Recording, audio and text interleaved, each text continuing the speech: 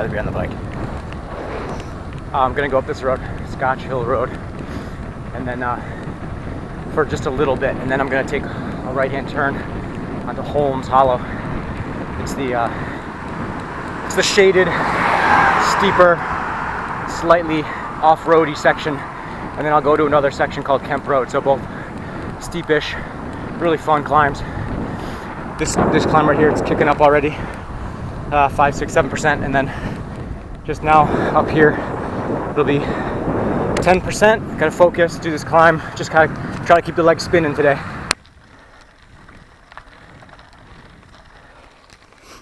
So that's the second climb completed. That was Kemp Road. That actually was paved all the way up to the top, also rough and covered with a thin coating of gravel, but definitely actual asphalt underneath there. And I just passed an intersection with a Stoddard Hollow Road, which is normally quite rough, but the grading equipment was out. So the road crews are out. They grade the roads, and then sometimes they'll lay fresh stone. They've got different size stone too. You know, like up here, this is relatively small, like what I would call residential gravel, which is really nice for cars, and you know, you can ride it on pretty much a cyclocross, or you know, you could probably do it on road tires. You'd be more prone to, you know, the occasional flat, but this is not bad gravel. But the steeper bits, they put on the thicker, bigger, like almost baseball-sized cobbles for like the 13, 15, 18% sections of these roads, and that gets nasty. On all these climbs I do, I actually plan my routes relatively carefully, and so I know what type of climbs I'm getting into each day, so I know how long they are basically, and I can gauge my effort so I don't go too hard too early. Both of the two climbs I did earlier today, already I started relatively easy. I mean, I didn't go easy, but I knew I saved a lot of power so that I could finish off stronger and not, you don't want to go into the red, basically. You don't want to go too hard too early and then be trying to recover on a climb. That's the hard part.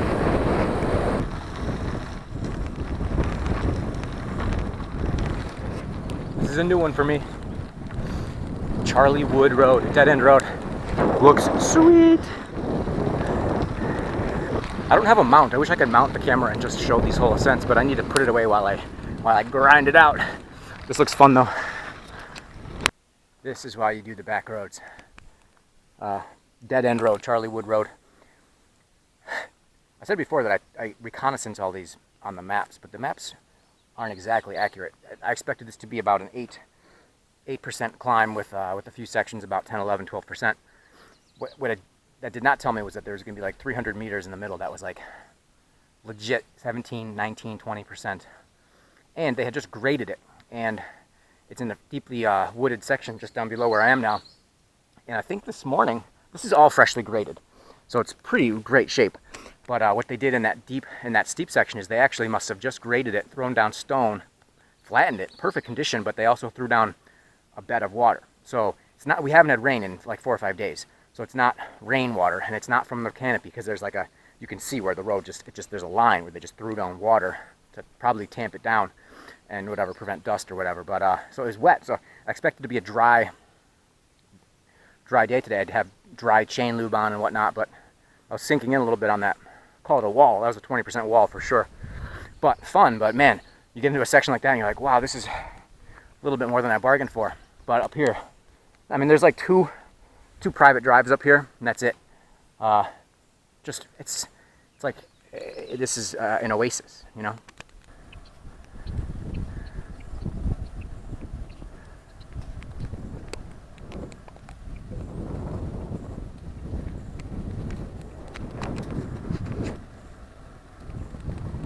You can hear these things crackling. Well, you probably can't, but these power lines are literally crackling with energy. Here's my next uncharted road, Stephen Road. Never been on it. Starts out rough. I think this might be a rough one.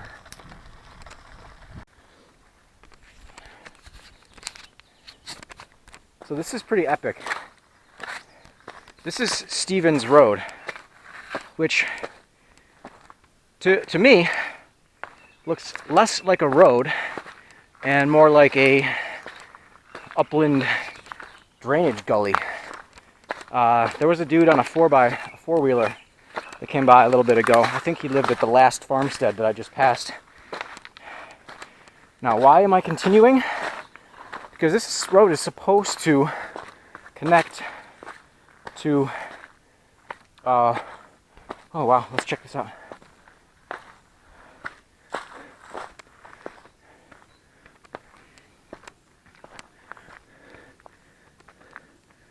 So that's pretty sweet.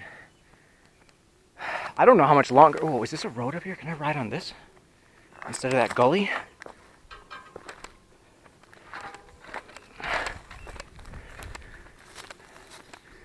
Dude, I'm gonna chill on this. If this is, I'm gonna try this out. That gully is insane. But this is supposed to, I don't know, this is pretty soft too. Well, anyway, I'll figure something out. But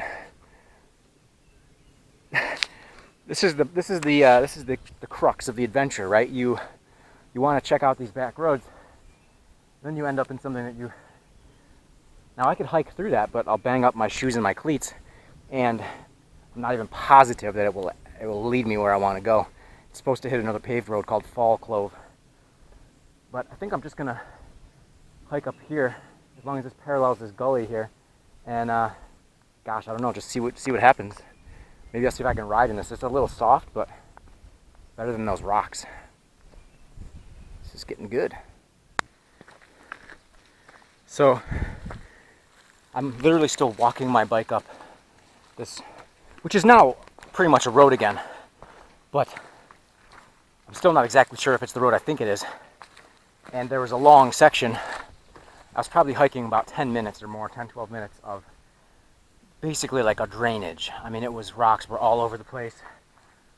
Tree branches, weeds, thankfully no like pricker bushes. I mean, it's definitely something that gets ridden on, you know, occasionally by like a 4x4 or something, or, you know, a four-wheeler, but not that often. At least this part is opened up and it's more like a road. I just passed 2 little seasonal private addresses. So there's numbers, so I know it's a road.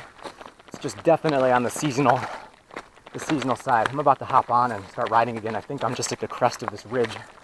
So I think I am exactly where I thought I was, but well, for a while, I mean that was a bit more adventurous than I want to get. I like these bike adventures, but I'd like them to be ones where I can actually ride the bike. So let's see what the sign says here. Oh, that's funny. It says bad road, turn back. Yeah, that is definitely correct. It is not a road for cars. That's definitely a road for off-road vehicles. Just those last couple addresses that were right there. Honestly, I was walking up and I'm munching on a blueberry Cliff Bar. And I'm thinking, oh great, you know, I'm definitely in black bear country. Like, so I'm trying to kind of make noise and talk. Every 5 steps I was rustling up a bird or a squirrel or something. So, I mean, you never know. There's definitely an element of risk doing this type of thing. Not a lot, but you have to be slightly wise. I would have loved if that was a rideable road. Maybe for some guys on a mountain bike they could have, but I'm not that skilled, especially on these. I mean, these are not mountain bike tires. They're basically road plus a tiny. Actually, my tread is pretty much gone on these. Anyway, enough talking. Time to ride home. That was the adventure bit. I'll try to get some more scenery if I can, but that might just about wrap this one up. It's really lovely up here. It's so. Oh, there's a bug on. It's so quiet and natural. It's really nice, but not a place you want to get injured or break down, run out of water or anything like that. I get back up in these hills and none of the roads have signs. None of the intersections look like they looked like on the map. So I wasn't sure where I was, but I was. I was exactly where I thought I was, and now I'm chilling. Feels cognitively much nicer knowing where I am and knowing pretty much how much I have left. So I'm just gonna cruise on home. I still probably have 12 or so miles, 10 or 12 miles left. But one more back road segment that I enjoy called Maggie Hope. But that's a good road, and there shouldn't be any twists in the tail at this point. But that was really fun, but also I didn't mind the adventure part. I just didn't like the part where I wasn't sure if I was getting deeper and more lost, or if I was getting to where I wanted to go. So having resolved that issue, in retrospect, it was a really fun segment of the ride. But if I'd ended up like lost, then it kind of would have sucked, I guess. But because there's no satellite coverage, I get up on those hills and I got no map. So maybe I should bring a paper map from now on. I don't know. Something to consider.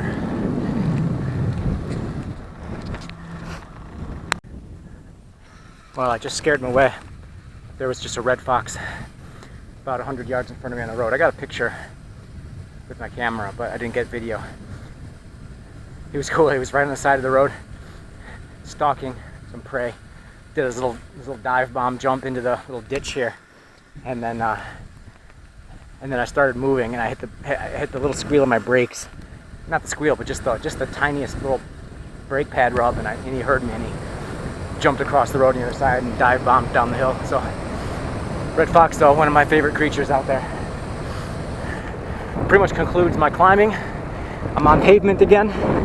Now I just get to descend and noodle back home for about the next 3 or 4 miles. So that's it for the day. Thanks for tuning in. Great adventure ride. If you like these videos, guys, give me some thumbs up, give me some subscriptions, give me comments, tell me what I'm doing right, what I'm doing wrong, what aspects of this you enjoy, what aspects you find are kind of lame. I like taking the time to shoot the video, but I want to make it effective for anyone that's viewing this. So anyway, take it easy. Thanks.